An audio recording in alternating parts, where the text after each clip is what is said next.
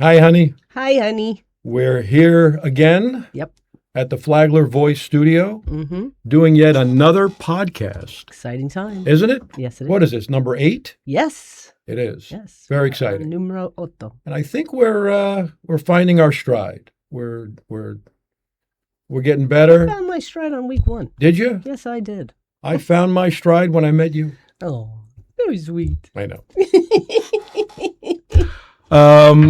So today the topic is going to be, I don't know why, when sometimes I say this word, I want to sing The Age of Aquarius. Why? Magnesium, magnesium. I've never heard you do that ever. And Well, we talk about magnesium all the time. I sing that a lot. I don't hear you sing magnesium. And the real question is, why is the moon in the 7th house? Is that the trivia question for today? No, but Okay. what is that? Anyway, I don't know. Maybe some Magnificent Magnesium. As if you've been watching, listening, you know that vitamin D is my favorite vitamin. Yes. Magnesium is my favorite mineral. Minimal? Minimal. Mineral. Mineral. I think it has to do with D and M. That's you. Yes. All right. So we are going to do a two-parter Okay. on magnesium. Mm-hmm.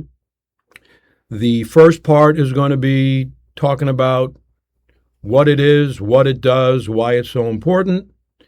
And then we're going to finish part 1 with why it's so difficult to have optimal levels.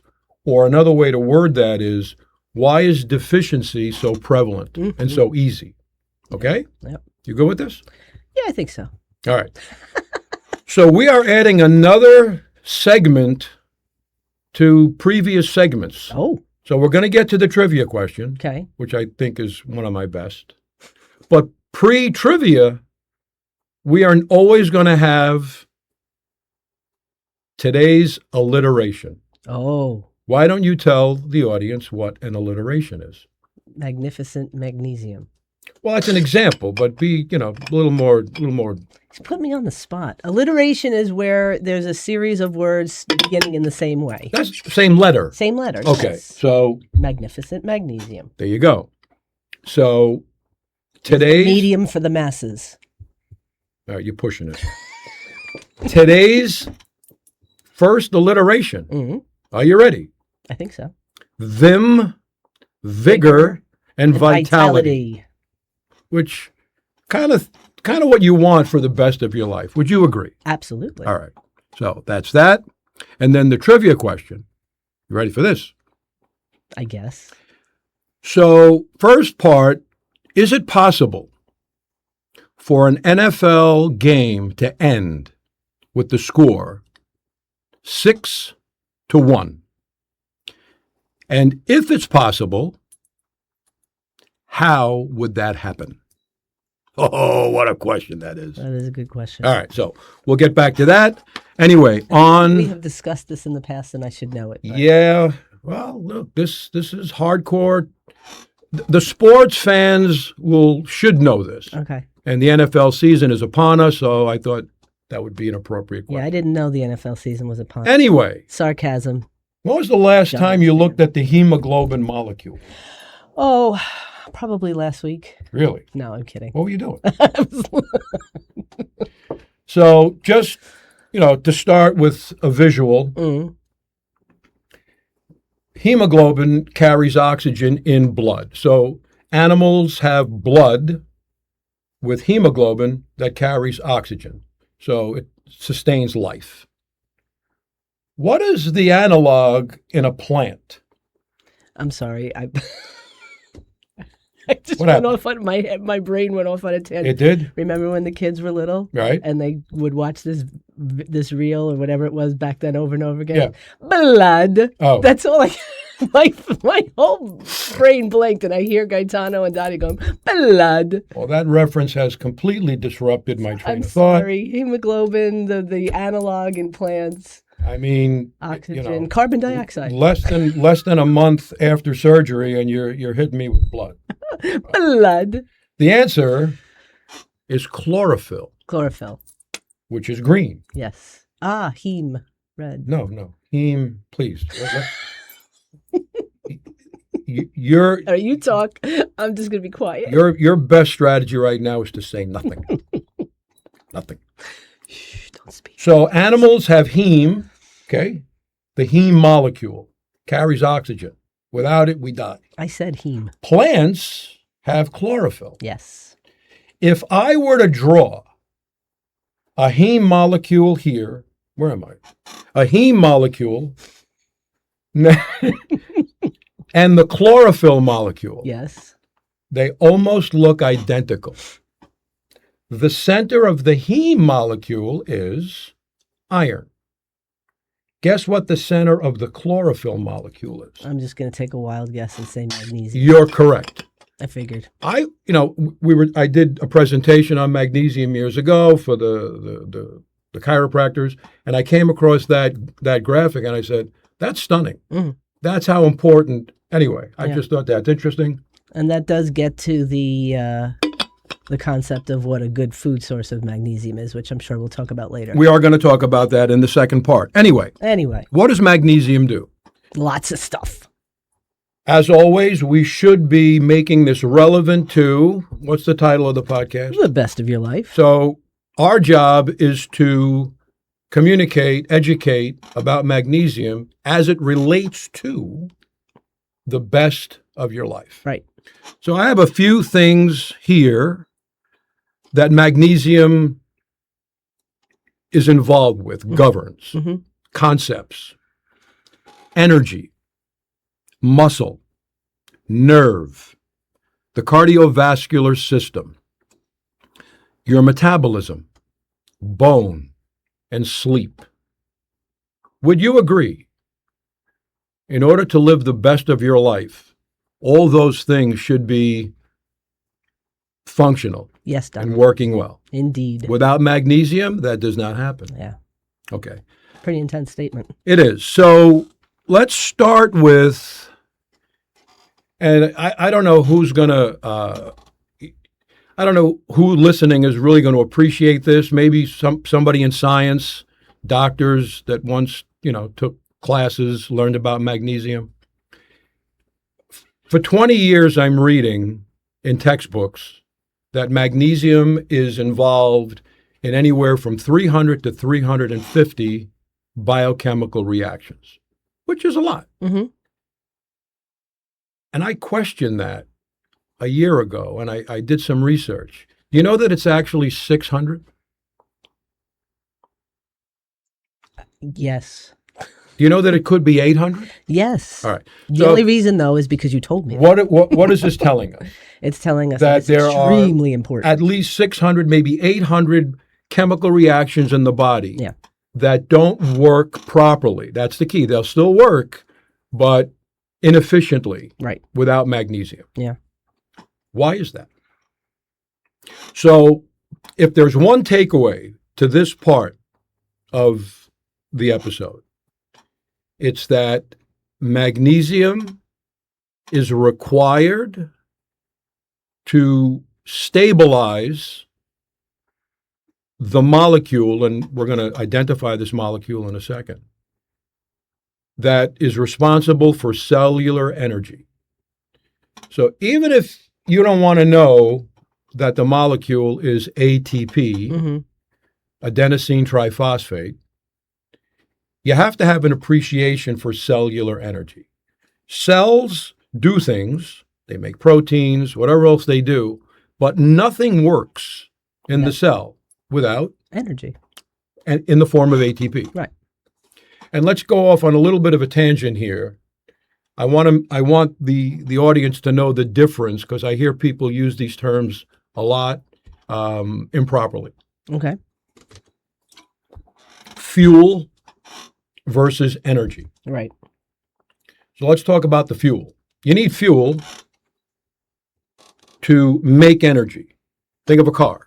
You put fuel in the gas tank, and then things happen, and then energy happens in the engine, and the car goes. Right. Right? Mm-hmm.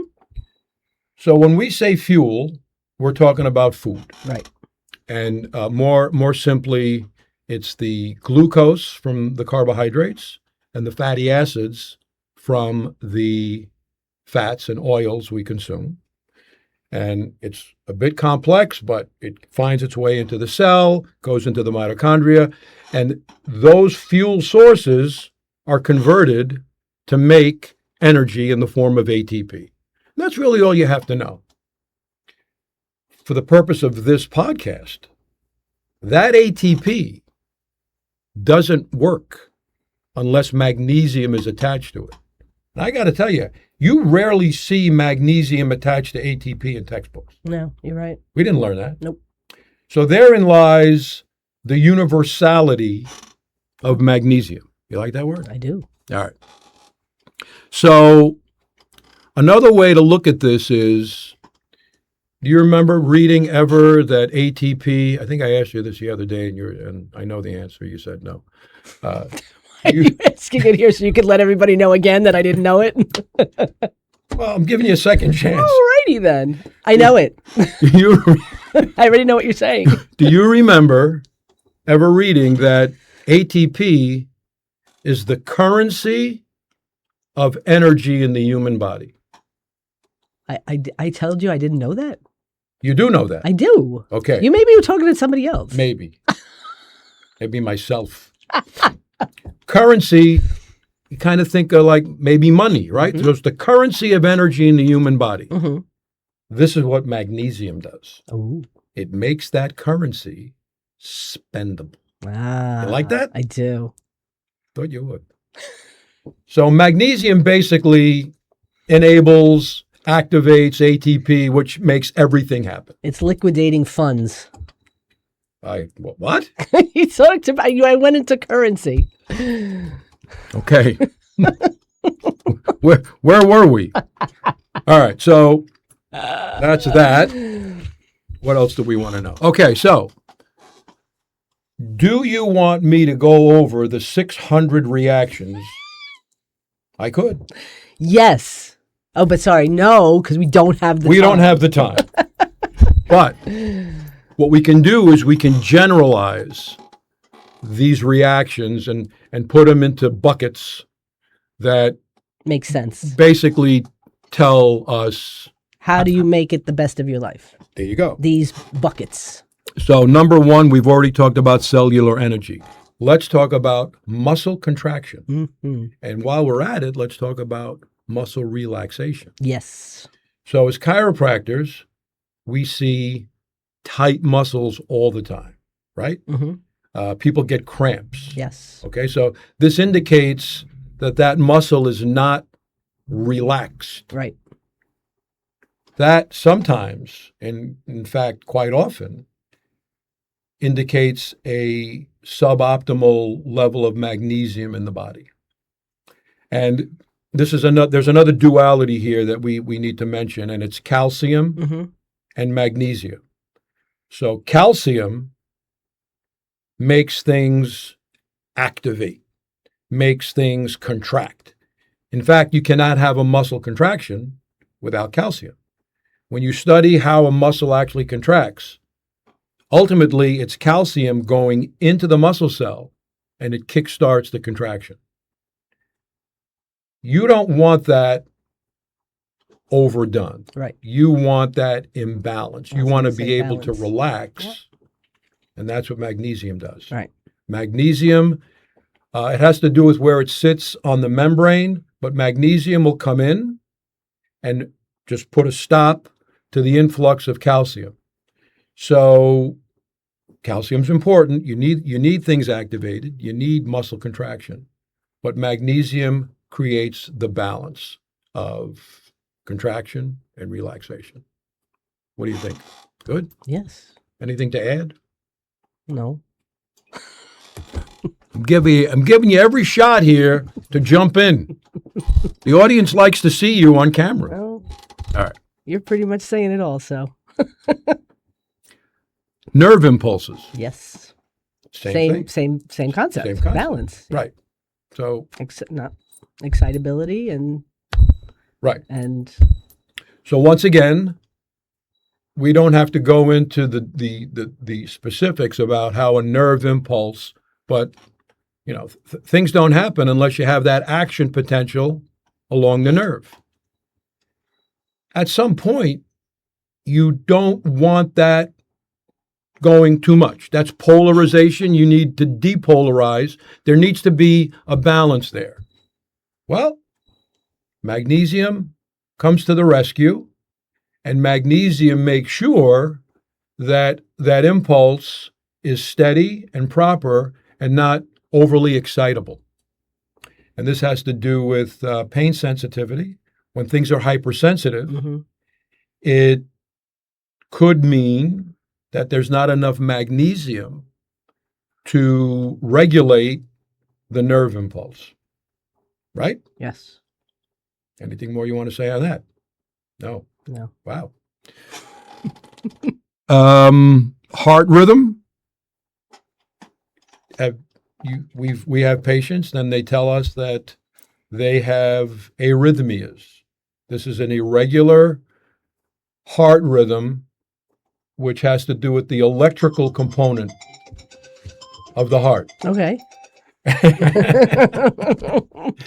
And low magnesium will put people at risk for arrhythmias, which is quite serious because a history of arrhythmia puts somebody more at risk for a stroke, which is not a good thing. Let's talk about bone. Okay. Anything you want to say about bone? No, just keep going. Keep going. Keep going. I mean, we did discuss a lot of this in our vitamin D episode, so this is going to be a little bit of a review. Okay. So bone, as you know, is not supposed to be super rigid. And it's sometimes misleading when somebody gets a bone density test, DEXA. Sometimes it'll come back normal. The only thing the DEXA scan is reading, by the way, is the mineral content, the calcium, in the bone. So if there's a lot of what's actually calcium phosphate, okay, that's the mineral component of the bone. If there's enough of that, the bone density test says you're good. And at one point, we're going to do an episode on bone health. And what people are going to learn is the DEXA scan is really not the way to go. Right. There's something called REMS, which is a more functional way to assess bone health. Right. Because bone has collagen in it. And you don't see any of the collagen on the DEXA scan. Okay. When bone is mineralizing, you have these molecules, calcium phosphate, and now they start to deposit to form the mineralization. If you're low in magnesium, the calcium phosphate molecules get too big and they cram. And that will give that bone strength, but it won't allow, every bone needs to have a little bit of give. Okay? Otherwise, it's actually more susceptible to fracture. Right. Magnesium, this molecule now, when the bone is mineralizing, magnesium comes in and inserts itself in between the calcium phosphate to make sure that it's a healthy mineralization. Good? Yeah, it's fascinating too, because we were talking about this in preparation for this show, and we were talking about the fine balance and the true homeostatic mechanism of the body, because last week or the week before, whenever we were talking about vitamin D, with decreased vitamin D levels, you have a softening of bone because of various chemical... right. Without vitamin D, you don't absorb enough of the material to mineralize. Right. So it's always a balance. So you need that material to mineralize, but you still need something else to make it, I don't want to use the word spongy, but to have give. Yeah. So it's fascinating. And I'm glad you mentioned vitamin D. I am too. Because, and we did mention this in the vitamin D episode. Yes. With all the things that vitamin D does, and we talked about gene regulation, right? All the things it does in the body. you can't have optimal vitamin D function without magnesium. Yep. And we talked about that a couple weeks Because ago. in order to go from the vitamin D that's made in your skin to the first activated form, which is 25-hydroxy D, you need magnesium to govern the enzymes that do that. And then the second activation, you need magnesium. And then rarely do we talk about the part of the vitamin D metabolism when you get rid of it. You can't have it activated the whole time. So there's a whole other part of that where it's deactivated and you get it out of the body. Magnesium is important for that as well. All right. So we talked about, I think we talked pretty much about what magnesium does and the importance it has in our physiology. We talked a couple buckets. Did you want to talk more buckets? No, I want to jump into why it's so difficult to have an optimal level of magnesium. Before we do that, I was going to say, before we do that, I think you should just touch upon the buckets, not go into depth. But again, we're talking about best of your life. yeah, Just talk about all the different buckets that magnesium goes into to optimize your health and well-being. okay. So you talked about bone, you talked about muscle. What are you said a few other ones. Well, those were the ones that I wrote down. Okay, I Yeah. thought there were more. Nope, All right. we covered that. Okay. So I want to make a clear distinction between levels of magnesium in your body. Mm-hmm. So let's presume that there is an optimal level. We're going to Okay. talk about this. All right. in a So you're second. talking about blood testing. Well, we're going to talk about where it is in the body. Okay. But let's just say that there is this level, the amount of magnesium that is required to optimize our health. Right. And you could have suboptimal. Most people, I'm telling you now, most people are too low in magnesium. But that's not to say that it's so low that if you measure it in the blood, serum testing, that it would be low in the serum. So, I've been ordering blood work for a very long time. Yep. And obviously, I place a high significance on magnesium. And there is a blood test serum magnesium. Sometimes I'll order it, sometimes I won't, because it really isn't a true picture of the amount of magnesium in your body. In fact, it only represents about 1% of the total magnesium in your system. Most of the magnesium in your body is in bone and inside the cells. So if I do a blood test, okay, it's normal as far as what a serum magnesium blood test should be. But that doesn't tell me about whether or not it's deficient everywhere else in your system. Why don't you also talk about how that normal may not be normal because of what you're saying? Well, Because it'll say normal, but the body's fighting to keep it normal by doing what? right. So if you do order serum magnesium and it's low, that is a very serious problem. And I've never seen that on a blood test. And that's called, the clinical term for that is hypomagnesemia. So there's low levels. Say that 3 times fast. I won't. I couldn't say it one time. Yeah. Slow. So that's a rare finding. Because why? You still didn't say it. So What is the body doing? So it's so important to maintain that little bit of magnesium in the serum that your body will look for magnesium and take it out of bone Yep. and deposit it in the blood to keep that level. So it's a conundrum. It's actually a conundrum wrapped up in a dilemma. Wow. That's a dilemma in and of itself. Because I'm telling you that blood test is not really all that significant, yet if it's low, you're in trouble. It's a clinical emergency. So would it be safe to say that in general, it would be wise of everybody to seek magnesium supplementation because of that fact that It's just such a prevalent mineral in our body. It's not easily measured. Odds are, with the things that we go through that deplete it, you might as well be replenishing it on a regular basis. The answer is yes. And actually, at this point, we're going to just say that we are going to revisit that question in part 2. Okay. That's when we'll talk about why deficiency is so easy. Mm-hmm. Where do you get it in food? Yep. And where do you and the whole supplement story. Okay. Let's answer the trivia question. Ooh. And I know somebody named Omar who is listening. Hi, Omar. Omar, I hope you got this right, the football fan that you are. Yes, in fact, a football game can end 6-1. How, you ask? Yes, and you told me before. So let's come up with a hypothetical. The Cleveland Browns are playing the New York Jets. And it's the end of the game. Cleveland scores a touchdown. They're up 6-0, right?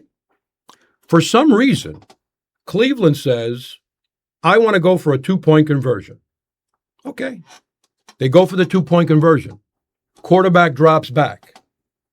And for some insane reason, the defense chases him all the way back to his own end zone, tackles him, and gets a safety. That's the most ridiculous thing I've ever heard. That's 1 point. Why is it not 2 points? Because that's the rule. It's a safety that doesn't get 2 points. It only gets 1. So the Jets got 1 point for tackling the quarterback in the end zone on a 2-point conversion. Do you know how perfect this would be for Bobby Finn to do? Yes. That's why, you see. Score 6-1. All right. And at some point, I'll tell you the significance of why I picked Cleveland and the New York Jets. That was the first thing that went into my brain. Why these two teams? You are? A Jet fan. I'm Denise. And I'm Dr. Angelo. And don't let the remaining years of your life just be the rest of your life. Let them be the best of your life.